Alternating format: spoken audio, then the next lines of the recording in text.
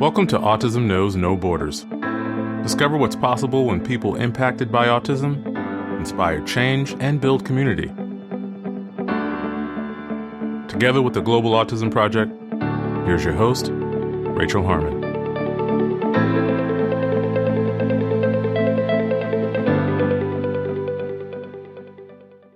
Hello, everyone.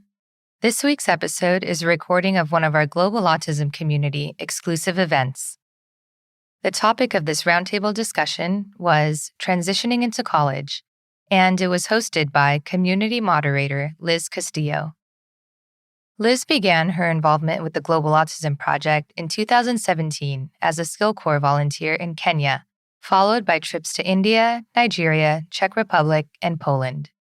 She has also completed our Leadership Academy program, served as a Skill Corps mentor to future travelers, and managed our social media and donor communications. Thank you, Liz, for your dedication to our mission and our community. Also participating in this event were autistic self-advocates Corben and Andrew Bennett, and community member Sofia Matalonga. What you'll hear today is the first half hour of this roundtable discussion. Unfortunately, there was a technical error and the rest of the event wasn't recorded. We thought it was still worth releasing, and I believe you'll find many of the participants' insights interesting. In today's conversation, they discuss transitioning from living at home to living in dorms and support available at school. In this episode, discover what's possible when you move towards independence. To learn more about the participants in this discussion, please visit our show notes at autismknowsnoborders.com. Roundtable discussions like the one you'll hear today are open exclusively for members of our online Global Autism Community. We select a different theme each month, and our moderators monitor posts daily to ensure that our online space remains safe and respectful. If you'd like to attend and participate in any of our future events, you can sign up today at community.globalautismproject.org. We appreciate your time. If you enjoy this podcast and you'd like to support our mission, please take just a few seconds to share it with one person who you think will find value in it too. You can also follow us on Instagram at Autism Podcast, subscribe to our YouTube channel, Global Autism Project, and join our online community on Mighty Networks at community.globalautismproject.org. And now I present you the Global Autism Community. Hello. All right. So this month for our roundtable discussion, we are talking about the college transition and what that's like for autistic people who are transitioning from either living at home and moving to independently, whether it be in a dorm room, in an apartment, or for those who have stayed at home and just kept living at home while transitioning into college. We're also going to talk about the different support that is available while you're going to school and just tips and tricks that you found helpful that you did for yourself. Also, things that you found helpful from the school as far as support.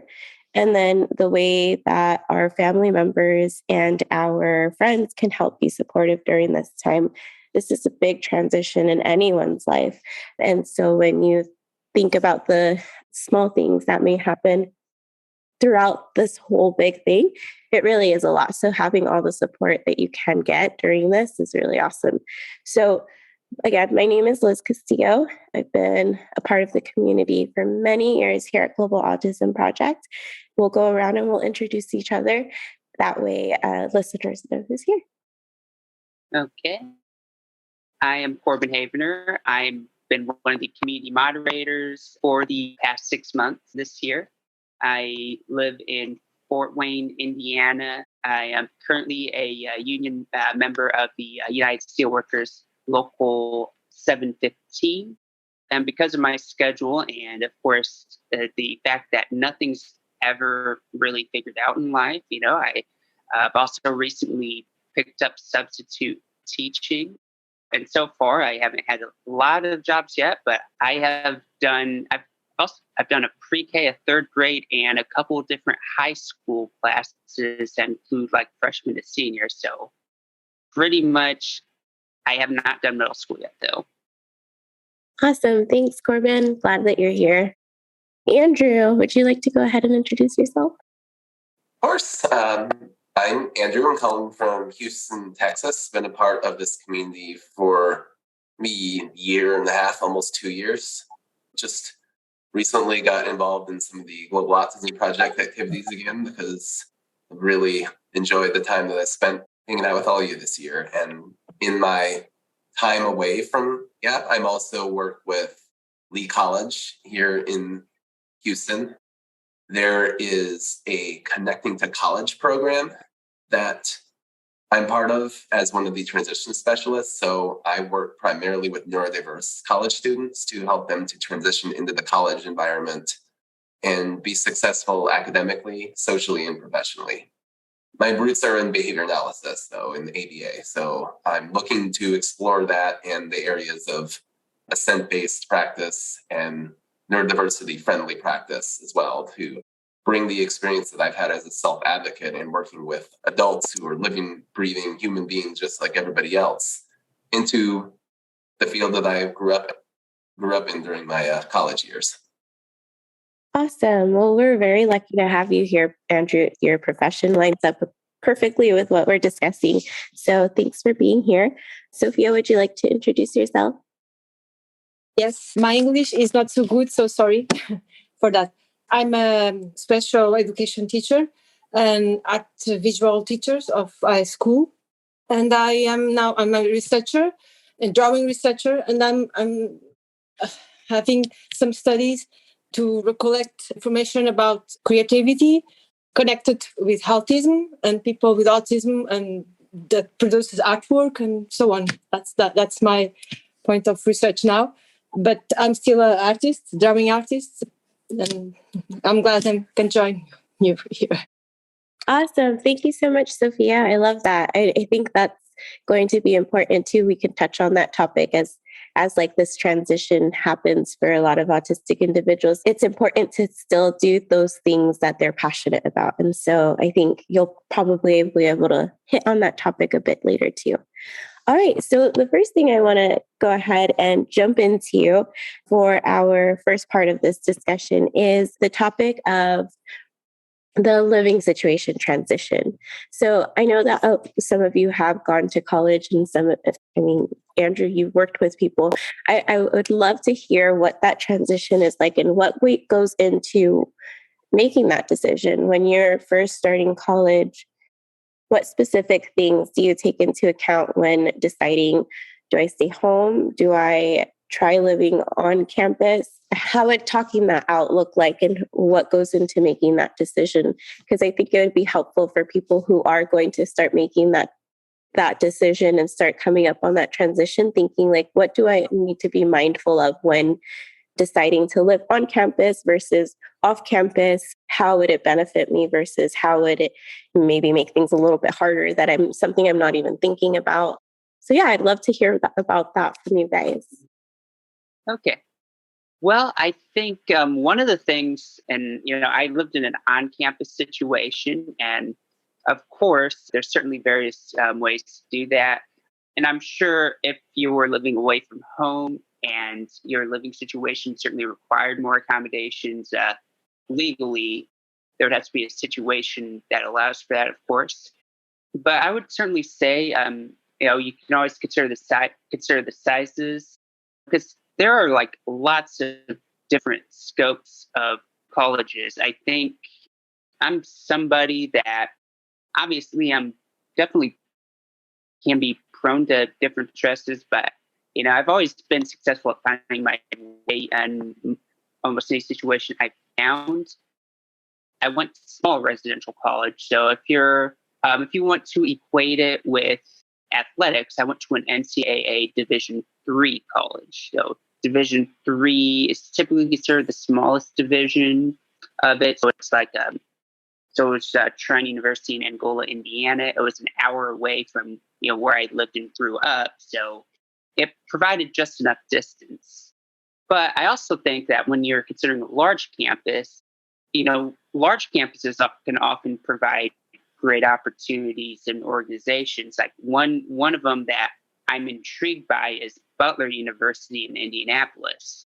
That one, of course, has a student-led organization, Butler University Advocates for Autism, which, might be a great resource. So if you're considering, say, a larger college, because obviously that is an experience that, if you want to have, you have a right to pursue the experiences that you want. You shouldn't let a disability interfere with going after an experience that you want. So you can feel comfortable about that if there's good advocacy groups that are student-led, faculty advised that are on a campus. Yeah, I think those are really good points when considering like small college versus larger college. And one thing that you were talking about made me think about one of the things. It's been a few years since I transitioned from being at home to going to college, but I do remember, aside from cost being one of the big factors of deciding to live on campus versus off campus, one of the things was how involved I wanted to become in the community life, like campus life. How is that going to be for me? And for me, I was someone who was going to be going to a school that was not in my hometown. I was going to be very far away from everyone I knew. And I know myself enough to know that if I lived off campus, I probably wouldn't have made as many connections and made as much of an effort to be involved with different school activities versus living on campus. It kind of pushed me to, one, build friendships and build connections because I had roommates, I had dorm mates, and everyone's there. So it's hard to avoid them. We all eat at the same place. We all go live in the same place. So, and then the other thing was I was able to just walk over whenever there were any events. So if I was bored and just watching TV, or if I was in my dorm reading, I'd be like, oh, I should go check that out. It's just right there. If I don't like it, I can walk back quickly and be away from it and take a break, So I think if you're considering living on campus versus off campus, taking into account how involved you want to be socially and what you want your college experience to be like is important. So for someone who maybe is wanting to step outside of their comfort zone and be a bit more social and take this opportunity to build social interactions and social opportunities, maybe living on campus is good, because I'm thinking about the fact that when I was on campus, it gave me that ease of access because it was right there. I could just walk downstairs, walk to little events that were on campus. And if I got overwhelmed or needed a break, I could just walk away and go back home without thinking about oh, well, it's a whole trip, So that's something I think that would be good to consider. What does that experience look like for you? Because that could be helpful. Andrew, do you have anything that some of the people you've supported through this transition have taken into account when thinking of living on campus versus off campus? In my experience, most of my students are just getting into college. It's their first time. So they're 18, 19, 20 years old. And so they're usually still living at home. Since a lot of them also don't have a lot of experience being on their own or growing up and doing adult things. So in that scenario, it would be quite common for somebody to stay at home because this is very new to them. Some of them have their own car, some of them don't. But the car is probably a good first step before moving out and living on your own. And I still didn't have my own car for the first year or so of living on my own. I had my parents' old van that I drove until I earned enough money to buy my own. But that was an option in my case that I had available that some don't. So most of these students also don't have other things that I would consider important in the consideration of what your living situation would be, such as including roommates or all of the other social considerations that somebody would have to have if they were living on campus rather than back at home. So in my experience as a transition specialist, mostly there's just one type of student. However, there have been other students that I know that have been of older age sometimes, in addition to just being the typical age demographic you'd find at college. But if I can comment on my own experience as a 23-year-old college student, living on my own for the first time was a little bit easier to make a logical step when I first went to college because it was a little bit more convenient. I was right next door to it. I also was at a point where it wasn't feasible for me and my parents to live together anymore for a couple of practical considerations. So we set it up that way so that I would need to take that step forward and live on my own. And I lived by myself. I've always lived by myself since I moved out of my parents' house. But I also had to consider some things that were just easy for me because I never had to do them myself, such as laundry, self-care, hygiene, and cooking. So knowing that these things are well in place allows parents and the individual themselves to be more comfortable with being independent. In my case, I depended in the first year or so, sometimes leftovers that my parents would make if they did barbecue. And so I would know how to just whip up some sandwiches until I started to become more comfortable cooking different types of meals, and to the point where now I cook a great deal of stuff. And food being one of the absolute most essential things for human survival, it's probably one of the first considerations, but being able to get out and be mobile is important as well. I had a martial arts community that I hung out with as I was training for most of the 2010s. So I had a social life in that dimension. I had church community that I spent time with. And all of those have expanded through the late 2010s and into the 2020s as well. So it's allowed me to have a full social life outside of where I came from. And I just never found that I was interested in having a roommate.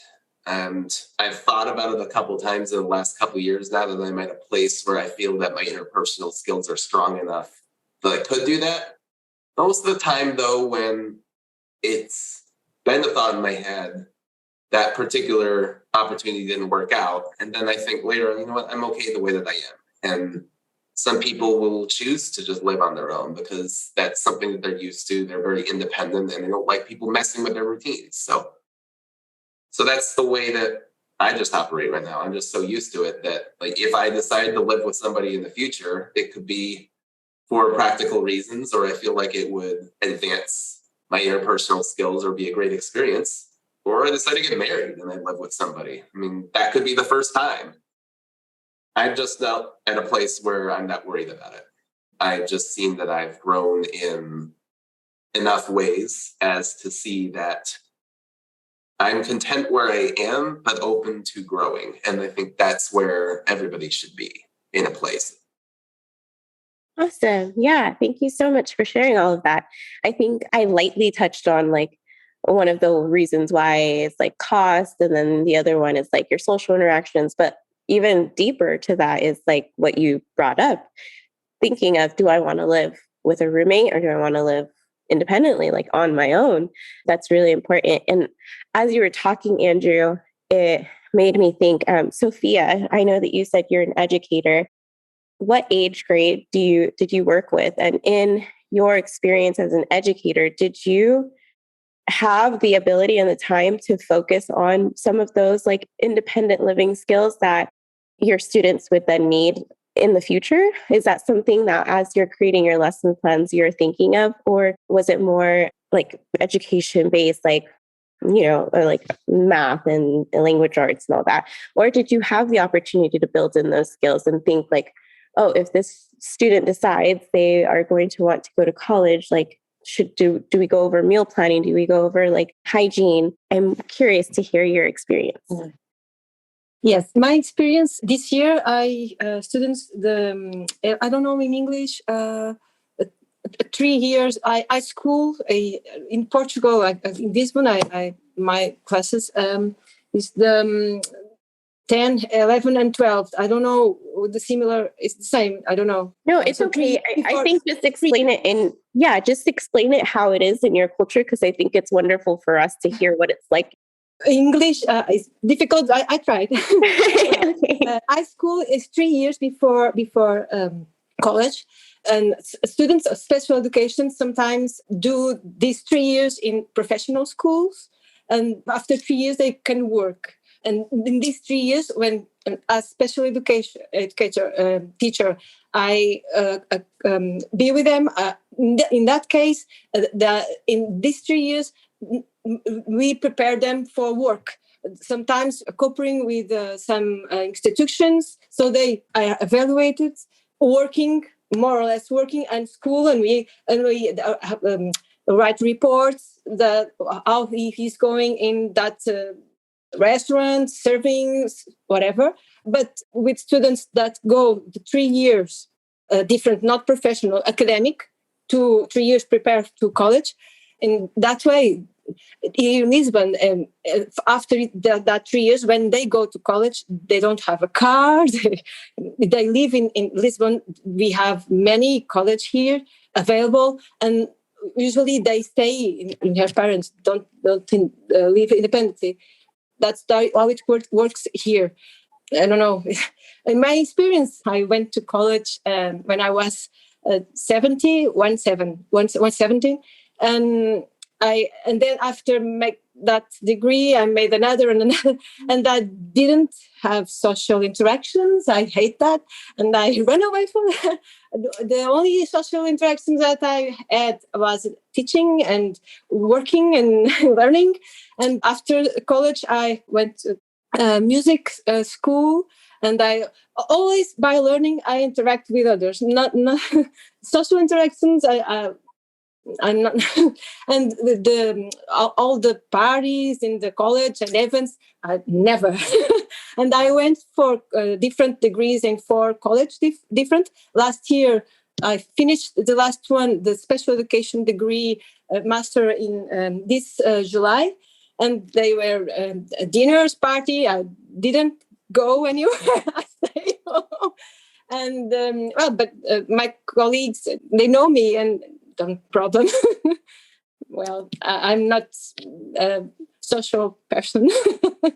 Yes. Awesome. And oh yeah, I just like there's a point that I made that just sort of came up, but obviously when we talk about special education, especially maybe those students who might be in a more certificate track, like it seems like that is the ones who are most focused on like the life skills, like how to do laundry or how to cook. Yes. And the thing about this is like there's a saying like universal design, when you include disabilities, benefits everybody. And I guarantee right now there is 17 to 18-year-old high school senior who is like probably like National Honor Society valedictorian candidate, who's highly social, doesn't seem to be struggling with anything, but probably has no idea how to do laundry or how to cook. And if they were in a situation where they were living by themselves, they'd be in for a rude awakening. So I think that is one thing. I feel like when we talk about this, we're almost thinking of an autism or special education practice, but this is something that kind of impacts everybody. Yes. I also really appreciate that you brought up the cultural difference as well, Sofia, because in a couple of the countries that I've been to and talked to some of the locals, there are some differences about whether it's normal or typical for people to stay at home past the age of majority. In fact, I was in Costa Rica about 8 months ago, and I chatted up one of the Uber drivers while I was going from one place to another, and he said people stay at home well past 18 here, in most of the time, at least traditionally, and that would teach them to be very respectful, very friendly and very welcoming and be close-knit with each other. And if anybody's ever been to Costa Rica and experienced what the tourism industry is like there and how the locals are, you feel that because they very much care about each other, but also about making sure that people that visit really enjoy their experience. And I'm not sure how this conversation would be different if we were having it in a country like that, where connectedness and even collectivism was more valued perhaps than in the United States. And it's interesting you bring that up, that it's maybe somewhere in between or something in Portugal. Or I think we should also have to be culturally sensitive to the way that societies operate. I've worked with a couple of students from Latin American countries as well. One was Nicaraguan, one's Mexican. And I definitely think that they would stay at home more. And again, I can't really speak for the majority of students since most of mine have been living at home past 18 anyway. So I can't say whether that's normative or not. Oh, yeah. Did you want to add to that, Sophia? Yes. Here in Portugal, is sometimes students want to leave parents' homes more soon. But in Lisbon, it's so expensive. You have to share a small room, a small house with so many students, and the conditions are not so. Yes, but for our level of economic level of the majority of people is too expensive. So only people with more affordance can go to residences or share rooms in houses, in Lisbon or near Lisbon. Maybe it's one reason, I don't know. I leave my parents' house 21, but I was lucky that I can do that. But it's not common, not common. I was in college and all my colleagues live in their parents' house. Yeah, and I think there's just so much to take into account. There's so many, and I love that. Like you guys spent some time to hit on that cultural difference as well, because in some cultures, I know for Hispanic families, like you stay home and grandma's here, grandpa's here, parents are here, kids are here, and now as an adult, you're still here until like you get married. So I know it varies in each household, but even from household to household, taking into consideration, like there are cultural differences as well. And I think that's important to take into account. Like if you're someone who's coming up on that decision, take into consideration, like, well, how does this impact me? What are like the cultural things that are happening here? What are like thinking about the social interactions, the campus life? Am I going to be mobile, like car wise? Is everything walking distance? Just there's so much to take into consideration. I think you guys all lightly touched on so much of that. But I think it's important, like if someone is coming up on that decision, make a list of all the things you absolutely need to have to make yourself successful. So maybe you know that you need that peace and quiet. And maybe you do want to live with someone, but you need to make sure that you have that peace and quiet for yourself to reset. Are you going to be able to find a roommate who meets that, expectation for you?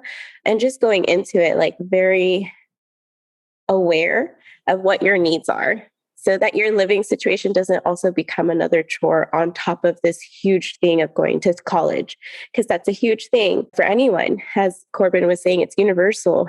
And I think it's really important that you take the time to be aware of what your needs are in your living situation, so that your living situation could be where it's a place you come for refuge. It's a place where you get rest, you reset, you let down all your guards and can study efficiently and focus and reset. And so, yeah, I think you guys all touched on such great things and love that. Thank you all for sharing. The next thing I kind of want to Thanks for tuning in to Autism Knows No Borders. Moving out of your family's home for the first time can be really exciting, but also overwhelming. You may be throwing yourself into new situations that can cause a lot of stress. However, with the right planning, you can set yourself up for a successful first year in college. What are some of your experiences transitioning into college? Do you have any tips for other students? Share your advice over in our online Global Autism Community. Whether you're a self-advocate wanting to connect with other autistic people, or you're a family member hoping to support and empower your loved one, or you're a professional seeking to hear directly from autistic voices and improve your practice, you can join our online Global Autism Community to collaborate with people all over the world. Sign up today at community.globalautismproject.org. Let's work together to transform how the world relates to autism. Thanks for listening. Take care. Tune in each week for engaging conversations of how people across the globe are inspiring change and building community. You've been listening to Autism Knows No Borders, brought to you by the Global Autism Project. You can find Rachel's notes for this episode and learn more about today's guests at autismknowsnoborders.com. If you enjoyed this episode, please kindly rate the show and leave a review. By doing so, you'll be helping us increase awareness and acceptance of autism around the world.